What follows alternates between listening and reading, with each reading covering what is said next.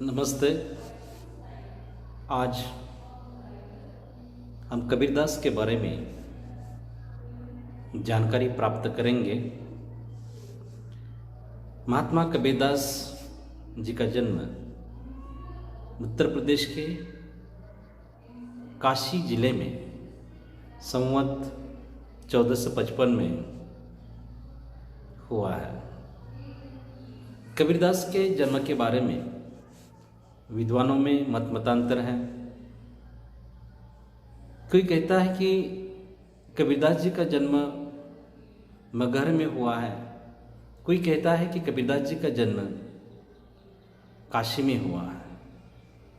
लेकिन कबीरदास जी के अंतरसाक्ष्य के आधार पर पता चलता है कि कबीरदास जी का जन्म काशी में हुआ है। वे कहते हैं, काशी में प्रकट भय है रामानंद चेताए, या मैं काशी का जुलाहा। यानी कि खुद अपने बारे में वो जानकारी देते हैं, तो इससे जाहिर होता है कि कबीरदास जी का जन्म काशी में हुआ है। एक किंवदंती प्रचलित है, कबीरदास जी का जन्म एक विधवा ब्राह्मणी के गर्भ से हुआ है और लोक लज्जा के कारण उस ब्राह्मणी ने लहर तारा तालाब में इस शिशु को छोड़ दिया था। नीरू और नीमा नामक दाम्पत्य जो निसंतान है, उन्हें ये पुत्र वहाँ दिखाई देता है, उसका स्वीकार करते हैं, आगे चलकर उसका लालन पालन करते हैं, भरण पोषण करते हैं, वही कबीर। तो कबीर के माता पिता नीरू और नीमा जुलाहा परिवार के हैं। पूरी तरह से परवरिश उसी परिवार में हुई। कबीर के गुरु के बारे में भी कहा जाता है कि उनके गुरु रामानंद थे। अंतर साक्ष्य के आधार पर पता चलता है, कबीर खुद कहता है कि मुझे रामानंद चेताए। उन्होंने रामानंद से दीक्षा ली और उन्होंने अपने जीवन में गुरु को बहुत बड़ा महत्व दिया है। वे कहते हैं, गुरु गोविंद दुऊ खड़े काके लागू पाय, बलि हरि गुरु अपने जिन गोविंद नाम बताए। ये गुरु के प्रति उन्होंने आदर व्यक्त किया है और वे अपने जीवन में गुरु को सबसे ऊंचा स्थान देते हैं, क्योंकि गुरु ही उन्हें वो पथ दिखाता है, सच्चा मार्ग बताता है, ज्ञान का मार्ग बताता है और सही मार्गदर्शन मिलने पर परमात्मा के दर्शन होते हैं। इसीलिए परम तत्व का मार्ग दिखाने वाला गुरु उनके जीवन में सर्वश्रेष्ठ है। कबीरदास जी सामाजिक सुधारक का भूमिका अदा करते हैं। उनके जीवन में उन्होंने बहुत जगह की यात्रा की, अनेक जगह पर जाकर उन्होंने सत्संग किया, लोगों की बातों को सुना, सज्जनों की संगति की। कबीरदास जी का कहना है कि मन शुभ शुभाय होना चाहिए, शुभ जैसा होना चाहिए। मन हो शुभ शुभाय, सार सार घयो थोता दी उड़ाए। जो सत्य है, जो सच है, उसका स्वीकार करें और झूठ है, मिथ्या है, उसका त्याग करें। कबीरदास जी ने अपने विचारों को इस प्रकार से समाज के सामने रखा है। कबीरदास के पत्नी का नाम लोई था। उनके 2 संतानें थी, पुत्री कमालिनी और पुत्र कमल था। अपने परिवार में उन्होंने जो जुलाहा जो पेशा था, उसमें ज़्यादा तो उनका मन नहीं रमा है और वो बाहर चले जाते थे, लोगों से बातें करते थे, शास्त्रार्थ किया करते थे, सामाजिक सुधार की बात करते थे। काशी में रहते हुए उन्होंने पंडितों को भी और मुल्लाओं को भी अपनी बात समझाने की कोशिश की। वे कहते रहे हैं जाति पाति न पूछे को ये हरि को भजे सो हरि का होय। उन्होंने जाति पाति का कठोर विरोध किया और मनुष्य जहाँ तहाँ से एक है उसका उन्होंने समर्थन किया है। अपनी बात इस प्रकार से रखते थे, पाथर पूजे हरि मिले तो मैं पूजू पहाड़, ताते वो चाकी भले पीस खाए संसार। ये और भी कहते हैं, इससे आगे चलकर वे कहते हैं, मुँह को कहारे ढूंढे बंदे मैं तो तेरे पास में, ना काबे कैलाश ना मंदिर मस्जिद में, कहीं नहीं हूँ मैं तुम्हारे पास हूँ। तो उन्होंने ये सारी बातें जो है अपने दोहों, साखियों, पदों के माध्यम से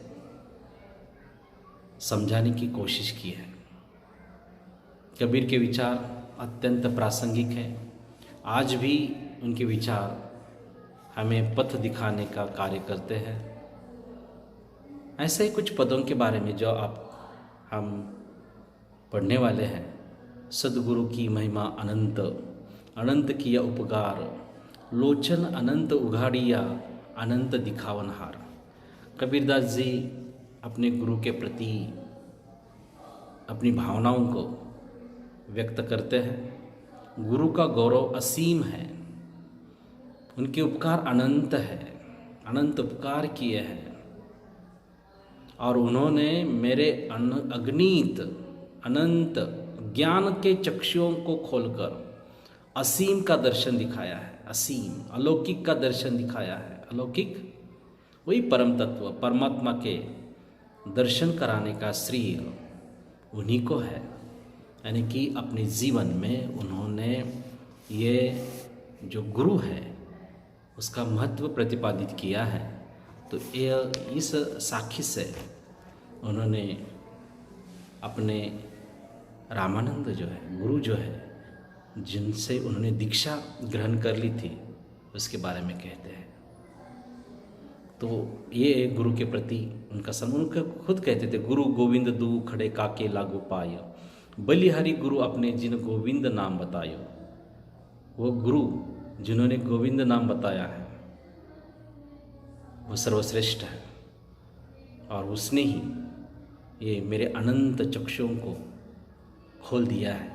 सच्चा ज्ञान जो है वो सच्चे ज्ञान से मुझे अवगत कराया है। वैसे तो गुरु के बिना वो भटके हुए थे, तो गुरु प्राप्त होने के बाद सही दिशा, सही रास्ता उन्होंने दिया और उसी रास्ते पर निकल पड़े एक कबीर। वो देखिए क्या कहते आगे, यह तन विष की बेलरी, यह तन विष की बेलरी, गुरु अमृत की खान, शीश दिए जो गुरु मिले तो भी सस्ता जान। यानी कि ये तन जो है, ये शरीर जो है वो क्या है, विष अर्थात जहर से भरा हुआ है। और गुरु कैसा है, वो अमृत की खान है। अमृत की खान इस अर्थ में कि वो मार्गदर्शक है, दिशा दिखाने का काम करता है, योग्य दिशा, सही पथ, सही मार्गदर्शन। तो ये इसके माध्यम से वे कहता है कि ये शरीर यानी कि इस शरीर में बहुत सारा जहर, जहर यानी कि क्या, विकार, षड्रिपु, मद, मोह, मत्सर, द्वेष, तृष्णा, वासना, इससे ये तन भरा हुआ है। इसलिए वे कहते हैं कि ये जहर, जहर से भरा हुआ ये शरीर है। और गुरु अमृत की खान है। गुरु हमें सही ज्ञान, अमृत मार्गदर्शक है। अमृत की खान इसी अर्थ में आ गया है।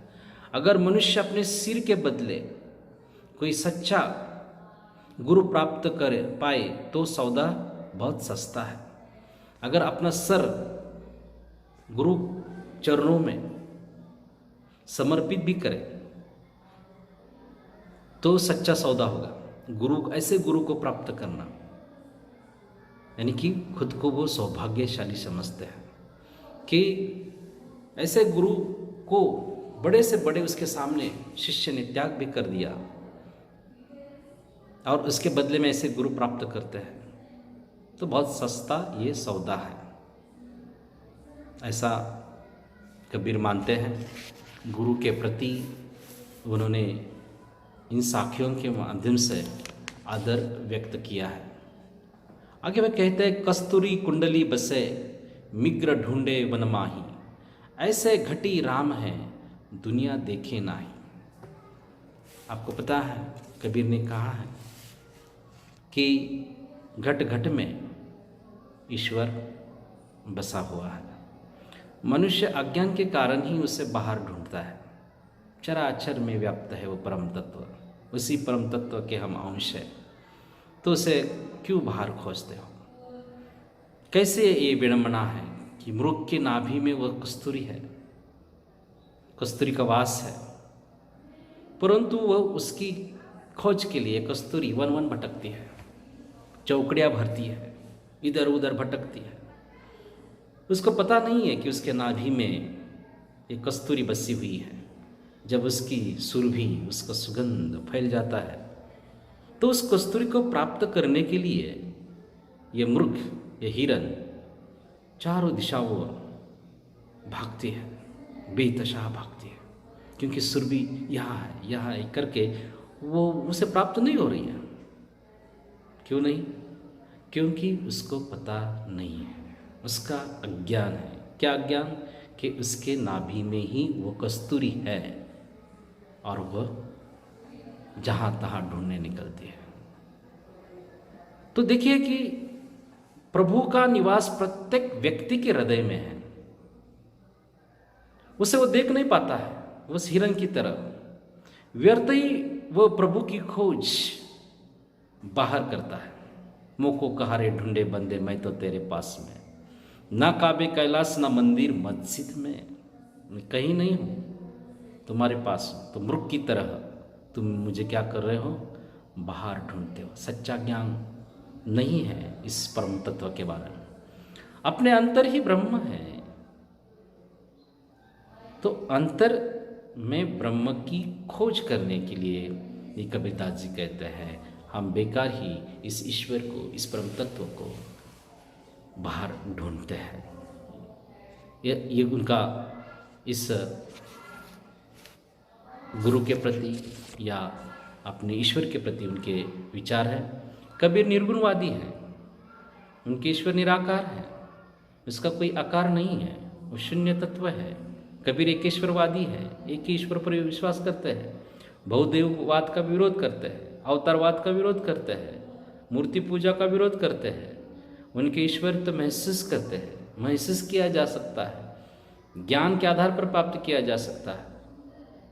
न तो वो व्रत में है, न रोजा नमाज में है। इन सारी बातों को भी विरोध करते हैं, बाह्याडंबर का विरोध करते हैं। इसलिए आगे देखिए क्या कहते हैं, मुंड मुंडावत दिन गए अजहू न मिलया राम। मुंड सर मुड़ावत दीन गए अजहू न मिलिया राम।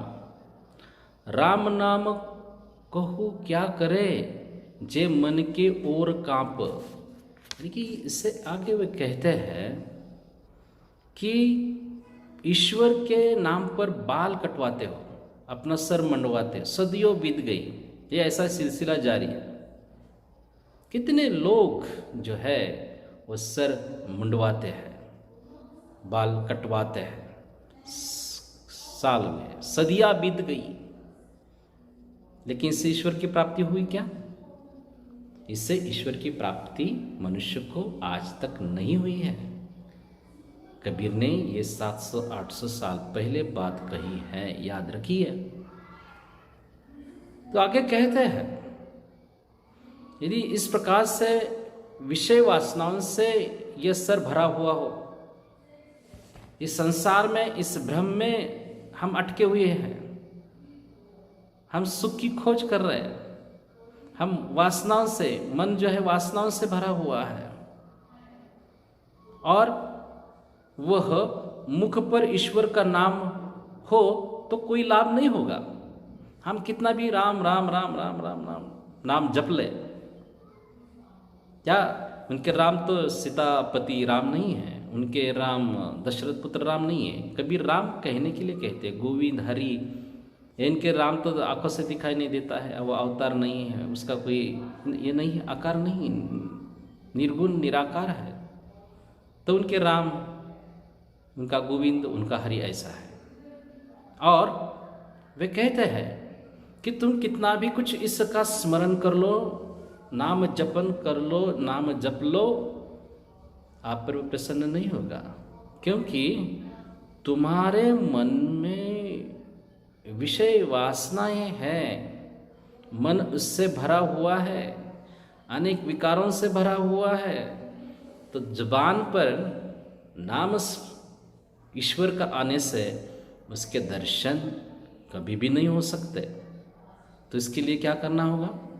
इसलिए अपने मन की शुद्धि, संयमित मन होना चाहिए और उससे ईश्वर का स्मरण होना चाहिए।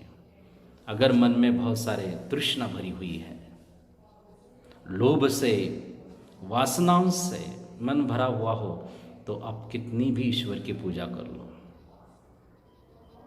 उससे लाभ नहीं होगा। तो ईश्वर का सच्चा दर्शन तब ही संभव है जब तुम्हारा मन पवित्र हो। इसलिए तो कहा संतों ने, मन चंगा तो कठौती में गंगा। अगर मन चंगा नहीं है तो ये ईश्वर नहीं है। बहुत उन्होंने ज्ञान पर आधारित ये बात कही है। जो सच्चाई है उसको वो बयान करते हैं और सामाजिक सुधार की भी वो बातें करते हैं। तो कबीर के इन साखियों में, पदों में उनकी भाषा देखिए कि बिल्कुल सहज भाषा है। अनेक भाषाओं के शब्द आ जाते हैं। मैंने पहले आपको उससे कहा कि कबीर घुमक्कड़ स्वभाव वाले थे और हर जगह की यात्रा किया करते थे। राजस्थान चले गए, गुजरात चले गए, उत्तरी भाग में वो घूमे, सत्संग किया और इसी कारण उनके पदों में बहुत सारे शब्द आ जाते। कबीर कहीं पढ़े लिखे नहीं थे। उन्होंने खुद कहा है, मसी कागज छुओ नहीं, कलम गयो नहीं हाथ। या वो कहते हैं कि तू कहता आखिन देखी, मैं कहता आखिन देखी, तू कहता कागज लिखी। यानी कि आप कागज लिखी, पोथी पुराण में जो कहा है उस पर विश्वास करते हो, लेकिन मैंने जो जीवन में अनुभव किया है, मैंने जो आंखों से देखा है, उसके आधार पर कहता हूँ। यानी कि अपने बुद्धि के बल पर हर एक बात को परख कर लेते हैं, जांचते हैं और उसको स्वीकार करते हैं। आंख मूंद कर किसी बात पर विश्वास करने वाले कबीर नहीं थे। जो अपने को अनुभव होता है, जो अपने को ज्ञान होता है, वही लोगों के सामने रखते थे और जो सच है, जो सत्य है, उसको प्रकट करते हैं। इसलिए उन्होंने कहा है, पोथी पढ़ी पढ़ी जग में पंडित भयानो कोय, 2.5 अक्षर प्रेम का पढ़े सो पंडित होय। जो कितना भी पोथी पढ़ने से क्या फ़ायदा है अगर तुम मन में प्रेम ही नहीं है, दूसरों के प्रति स्नेह भाव नहीं है, आप सहृदयी नहीं है, तो कितना भी ज्ञान प्राप्त क्यों ना करें, कितना भी पोथी पढ़ ले, उसका पठन कर ले, कुछ फ़ायदा नहीं है। 2.5 अक्षर सबसे महत्वपूर्ण है, प्रेम। प्रेम से ही दुनिया जीती जाती है। सर्वश्रेष्ठ प्रेम है, सभी के प्रति प्रेम भाव हो और वही सच्चा ज्ञान है, उसको समझ लो। लोग क्या करते हैं? पंडितपन का प्रदर्शन करते हैं, भक्ति का प्रदर्शन करते हैं। वो ऐसे प्रदर्शन करने से ईश्वर की प्राप्ति नहीं होती है। इसलिए वे कहते हैं कि भाई आप दाढ़ी मूंछ बढ़ा के या कुछ वेश धारण करते हो, छापा तिलक लगाते हो, कुछ फायदे का नहीं है। तुम्हारे अंदर का मैल जो है वो साफ कर लो। कबीर कहते हैं कि आप गंगा में नहाने से शुद्ध, बिल्कुल नहीं, ऐसे शुद्ध नहीं। मन का मैल साफ कर ले, कहते हैं, मन का मैल साफ कर ले। तो उनका आगे एक दोहा है, वो कहते हैं, मन मथुरा दिल द्वारिका काया काशी जानी। मन मथुरा दिल द्वारिका काया काशी जानी, 10वां द्वारा देहुरा तामय ज्योति पिछानी।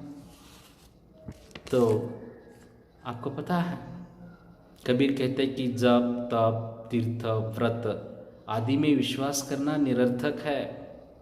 बहुत सारे लोग करते हैं, तीर्थ यात्रा करते हैं, उपवास व्रत करते हैं, कितना तप करते हैं,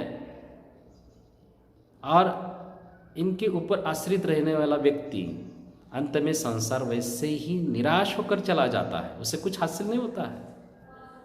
क्या व्रत रखने से होगा? तीर्थाटन करने से क्या होगा? सचमुच ईश्वर के दर्शन हो पाएंगे? वो कहते हैं कि ये सब लोग करते चलते बचपन से लेकर इसमें अपना बचपन चला जाता है, किशोरावस्था, प्रौढ़ावस्था, वृद्धावस्था, लेकिन सच्चा ज्ञान नहीं प्राप्त होता है, निरर्थक जीवन। कबीर कहते हैं कि भाई ऐसे करने वाले लोग जो है आखिरकार निराश हो जाते हैं। जैसे तोता जो सेमर का फूल होता है, इस सेमर का फूल ऐसा होता है कि ऊपर से बहुत खूबसूरत दिखाई देता है, और जो तोता जो होता है वो आशा से उस फूल के पास चला जाता है। अच्छा पदार्थ खाने को मिलेगा, वो फल जैसा दिखाई देता है, सुंदर दिखाई देता है, भरा हुआ ऐसा लगता है। और जब पदार्थ खाने को वो चला जाता है, चोंच उस पर चलाता है, तो फूल अंदर से खोखला है, फल जैसा लगता है, और चोंच मारता है तो फल खोखला निकलता है। बेचारा तोता निराश हो जाता है। वैसे मनुष्य का है, ये सब खोखली बातें जो है उसको आधार बनाकर ईश्वर को, परम तत्व को, परमात्मा को प्राप्त करना चाहता है, और आखिरकार वह निराश हो जाता है। तो ये सबसे महत्वपूर्ण है कि कबीर इनके माध्यम से, इन उदाहरणों के माध्यम से सच्चा ज्ञान या प्रस्तुत करते हैं। आगे उनके दोहे जो है उस प्रकार से है। वे कहते हैं, कामनी अंग बिरकत भया रत भया हरिनाई, साशी गोरखनाथ जो अमर भय कलिमाही। वे कहते हैं, कबीर कहते हैं कि मनुष्य को ईश्वर की खोज में इधर उधर तीर्थ स्थलों पर भटकने की जरूरत नहीं है, क्योंकि मनुष्य का मन ही मथुरा है, उसका हृदय ही द्वारिका है, उसका शरीर ही काशी है, 10वां द्वार ही देवालय है, और जिसमें प्रकाशित ईश्वरीय ज्योति से साक्षात्कार करना चाहिए। तो ये बहुत ही जरूरी बात कही उन्होंने। हम इधर उधर भटकते हैं, इधर उधर खोजते हैं, तो बार बार वो अनेक उदाहरणों से समाज का सही पथ प्रदर्शन करते हैं। इसलिए मैंने कहा कि कबीर के विचार जो है आज भी प्रासंगिक है। पूरे देश को, पूरे विश्व को वह ज्ञान से अवगत कराते हैं। सच्चा ज्ञान, प्रकृति में ही ईश्वर कैसा है, प्रकृति के साथ तादात्म्य आखिरकार हो जाता है। इस परम तत्व के साथ हम तादात्म्य स्थापित करते, एक रूप हो जाते हैं, लेकिन वह अंतर जो है वो अज्ञान के कारण है। जहाँ से उत्पन्न हुए हैं, जहाँ से निकले हुए हैं, तो वो भेद अज्ञान के कारण बना हुआ है। जब हमें सही पता चलेगा तो एक रूप हो जाएंगे वो परम तत्व से, तादात्म्य स्थापित होगा उससे। कबीर कहते हैं कि हरि नाम के बिना मोक्ष प्राप्ति नहीं होती। काशी के किनारे घर बनाने और पवित्र गंगा जल पीने से मोक्ष प्राप्त नहीं होता है। काशी में रहकर उन्होंने बात कही है, जहाँ बहुत ही पवित्र स्थान माना जाता है, जहाँ पंडित, मुल्ला, मौलवी रहते हैं, ऐसी जगह पर वे कहते हैं, है ना, कि ये गंगा जल पीने से मोक्ष की कभी प्राप्ति नहीं हो पाएगी, या वह घर बांधने से या रुकने से ईश्वर की प्राप्ति नहीं होती है। इसके लिए क्या करना चाहिए? मन से ईश्वर की भक्ति करना आवश्यक है। वही बात, अपना मन जो है वो सबसे महत्वपूर्ण है।